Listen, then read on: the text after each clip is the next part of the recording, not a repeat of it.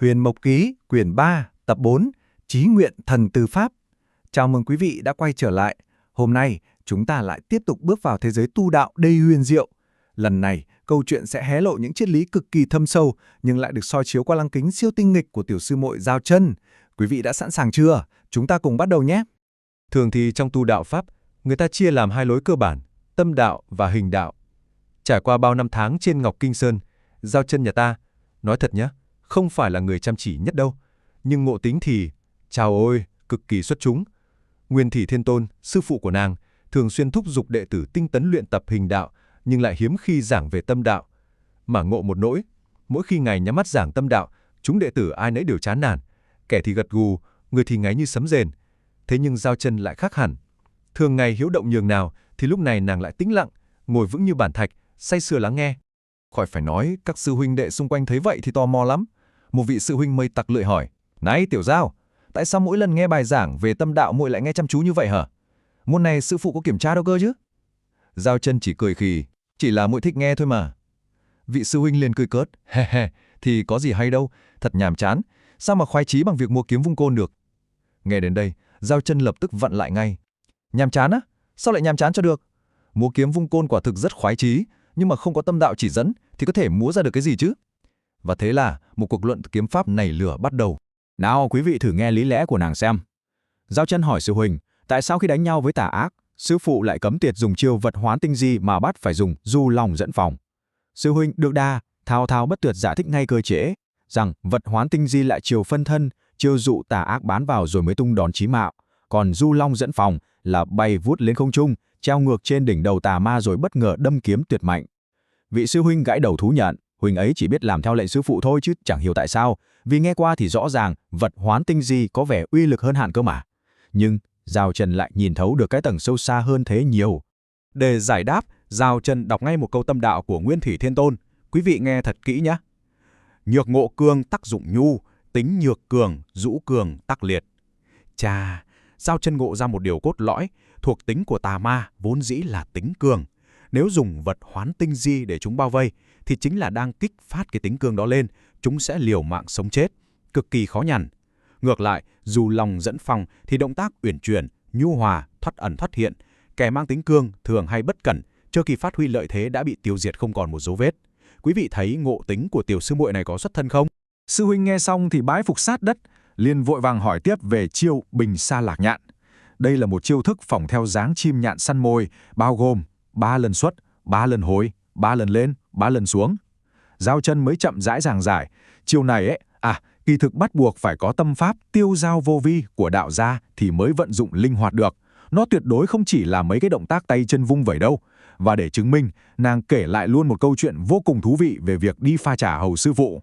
Chuyện là hôm ấy, sư phụ đang ngồi đánh đàn bên hồ, liền gọi Giao Trân đến pha trà để khảo liễn xem tâm đạo trà của nàng đến đâu. Tính vốn hấp tấp, nàng lướt nhanh quá, bỏ qua luôn bước làm nóng ấm trà. Kết quả là gì? Chén trà rót ra thơm thì có thơm, nhưng cái vị ngọt hậu biến đi đằng nào mất, càng uống lại càng đắng chát. Giao Trân cứ nghĩ cái việc làm nóng ấm nó vặt vãnh chẳng hề hấn gì, ai dè chính sự xem nhẹ ấy lại phá hỏng cả ấm trà. Lúc bấy giờ, sư phụ mới gõ đầu răn dạy một câu: địch hà đáng uế, ôn hổ thanh tịnh, vạn sự bất cấp tiền lý tâm. Chính câu vạn sự bất cấp tiên lý tâm này là chiếc chìa khóa vàng thưa quý vị. Giao Trân nghe xong, hốt nhiên đại ngộ. Nàng sực tỉnh, nhận ra giữa tiếng đàn du dương, hình ảnh chim nhạn lượn lờ treo liệng, tiêu dao tự tại, tất cả đều chỉ về một điểm. Tinh túy của bình sa lạc nhạn chính là ở cái chỗ vạn sự bất cấp tiên lý tâm này. Tâm phải thật tĩnh, tuyệt đối không được vội vàng gấp gáp, thì kiếm pháp mới xuất thần nhập hóa. Nghĩ thông suốt rồi, tiểu sư muội hoan hỉ vô cùng, sung sướng khua tay múa chân diễn luôn chiêu kiếm ngay trước mặt sư huynh. Nhưng mà đang lúc hăng say múa may đắc ý thì bỗng nhiên chớ có khoe khoang. Một tiếng quát vang lên. Nguyên Thủy Thiên Tôn đã đứng sừng sững ở đó từ lúc nào. Ngài bước tới, vung tay búng bốp một cái thập đau vào đầu Giao Trân. Nàng ôm đầu kêu oái oái, ai dạ sư phụ, đau quá đi mất. Đám sư huynh đệ xung quanh được một mẻ cười vỡ bụng. Nhưng ngó kỹ, dường như Thiên Tôn cũng đang mỉm cười thầm. Ngài thong thả bước lên đạo đài. Cả đám đệ tử lập tức im bặt, chỉnh tề hành lễ, rồi răm rắp quay về bồ đoàn xếp bằng, chuẩn bị nghe giảng đạo. Không gian trên Ngọc Kinh Sơn lúc này bỗng chìm vào một sự tĩnh mạc trang nghiêm đến lạ thường. Nguyên Thủy Thiên Tôn nhắm hở đôi mắt, trầm ngâm cất lời: Các con đã ở Ngọc Kinh Sơn tu hành lâu như vậy rồi, có lập chí hướng gì không? Một câu hỏi nghe nhẹ như gió thoảng, nhưng lại xoáy thẳng vào tâm can. Chí hướng tu hành của sinh mệnh là gì? Đích đến cuối cùng rốt cuộc là đâu? Các đệ tử bắt đầu xôn xao bàn tán, Hậu Đôn thì gãi đầu thật thà, bảo mình cũng chưa nghĩ xa, chỉ muốn cứ tiếp tục ở lại Ngọc Kinh Sơn tu hành thôi. Phong Tiềm thì đắn đo, không biết nên chọn con đường tiêu dao tự tại cho riêng mình hay là dấn thân đi giải thoát chúng sinh. Giao Trần nghe thế, liền dõng dạc nói to, trảm ma trừ ác, bảo hộ sinh mệnh thiện lương, chẳng phải là đang vì chúng sinh hay sao?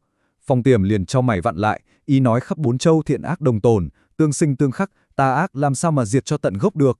Giao Trần lập tức đanh thép đáp trả, tà ác không bị tận diệt thì tam giới làm sao có thể thái bình, chúng sinh vẫn sẽ không có được hỷ lạc vĩnh hằng. Cuộc tranh luận ngày càng trở nên gai gắt và sâu sắc. Lúc này, sư huynh Tư Hàng mới thở dài cảm thán, nhắc khéo Giao Chân rằng vùng Tây Châu và Nam Châu bên ngoài đang loạn lạc tơi bời ra sao. Huynh ấy kể lại một thời hoàng kim, thời thượng cổ. Nghe nói vào thời thượng cổ, trong thời gian Tây Vương Mẫu trưởng quản việc thưởng phạt thiện ác, thì Tây Châu đã trải qua một thời kỳ thái bình. Chà, một câu nói thôi, nhưng lại như một tia chớp, thắp sáng rực rỡ cả tâm trí của Giao Chân. Đeo Chân khựng lại một nhịp, lẩm bẩm, trưởng quan việc thưởng phạt thiện ác, đây chẳng phải là trách nhiệm của thần tư pháp sao? Mọi người xung quanh vẫn ồn ào tranh luận, trên đài cao, Nguyên Thủy Thiên Tôn vẫn nhắm nghiền hai mắt tĩnh lặng, rồi đột nhiên, Đeo Trần giơ thẳng cánh tay lên, giọng nói trong trẻo mà vang vọng. Sư phụ, con đã có một chí hướng rõ ràng rồi, con cũng muốn làm thần tư pháp, trưởng quản việc thưởng phạt thiện ác. Một lời phát nguyện cao cả chấn động cõi lòng, phát ra từ một thân hình bé nhỏ. Các đạo tràng lập tức vỡ oa, bùng lên những trận cười ngặt nghẹo. Xuyên Du chọc ghẹo, ha ha, Tiểu Giao, chức vụ thần tư pháp của tam giới vừa hay đang còn trống, chắc là đang trực chờ muội đến đảm nhiệm đấy. Đa phần đều cười cợt, chỉ riêng sư huynh Thiệp Kiêu là trầm ngâm gạt đi, tin rằng muội ấy thực sự có thể làm được. Về phần Nguyên Thủy Thiên Tôn, ngạ vẫn nhắm mắt, môi khẽ nhấc lên, thong thả buông một câu. Khẩu khí của tiểu ni tử này cũng không nhỏ, còn muốn làm thần tư pháp. Thế nhưng, thưa quý vị, ngay trong khoảnh khắc mọi người đang chiêu trọng ấy, một dị tượng vô tiền khoáng hậu đã âm thầm xuất hiện. Vạn vật xung quanh như bất thần chìm vào một cõi u tịch đến nghẹt thở. Đột nhiên, một đạo kim quang chói lòa rực rỡ đến mức không thể tưởng tượng nổi phóng thẳng ra, mạnh đến nỗi làm lóa cả thiên mục của Nguyên Thủy Thiên Tôn. Ngài vội vàng ngưng thần quan sát, và kìa, sâu thẳm bên trong thân thể Giao Chân, một đóa hoa mai tuyệt mỹ đang bừng bừng tỏa ra ánh hào quang kim sắc rực rỡ, một điềm báo vô cùng vĩ diệu từ cõi vô hình. Xung quanh, bọn đệ tử vẫn đang chỉ trỏ cười đùa vô tư, tuyệt nhiên chẳng một ai nhìn thấy đạo kim quang thiêng liêng ấy cả. Nguyên Thủy Thiên Tôn từ từ mở to đôi mắt. Trong chớp mắt, dường như ngài đã nhớ lại một thiên cơ tĩnh mịch từ thuở hồng hoang xa xôi. Ngài nhìn thấu đóa hoa mai vàng rực ấy, ánh mắt vị ân sư bỗng chốc trở nên hiền từ và bao dung lạ thường. Ngài nhìn thẳng vào Giao Chân khẽ mỉm cười, rồi gật đầu một cái. Đứng bên dưới, tiểu đệ tử cứ chớp chớp đôi mắt to tròn, ngơ ngác chẳng hiểu mô tê gì. Nàng thầm nghĩ, kìa, sư phụ rõ ràng vừa nãy còn có vẻ trêu chọc mình, sao tự nhiên bây giờ lại gật đầu như ngầm khẳng định thế kia? Một khoảnh khắc tâm chuyển tâm tuyệt diệu, ẩn giấu những bí mật vượt xa mọi tầng nhận thức. Phút chốc, Nguyên Thủy Thiên Tôn thu lại ánh nhìn, ôn tồn cất giọng. Được rồi, hôm nay đến đây thôi, các con về đi. Ngài phẩy nhẹ cây phất trần, thoạt cái đã biến mất tăm. Buổi giảng đạo kết thúc, đám đệ tử ùn ùn tản ra. Lúc Giao Chân đang tung tăng định quay về, thì tiểu đồng Thư Hạc lật đật chạy tới chặn lại, dặn nhỏ. Giao tỷ, Thiên Tôn nói sau bữa tối tỷ hãy đến pha trà cho Thiên Tôn. Giao Chân nghe vậy liền vui vẻ gật đầu ngay. Chà, lời mời cạn chén trà khuya này là để truyền thụ thêm tâm đạo hay là đang mở đầu cho một sứ mệnh bí mật nào đó? Ngôi vị thần tư pháp sẽ đưa Giao Chân bước vào những vinh quang và cả những kiếp nạn kinh thiên động địa nào đây? Câu trả lời chắc chắn sẽ vô cùng hấp dẫn trong những diễn biến phía trước.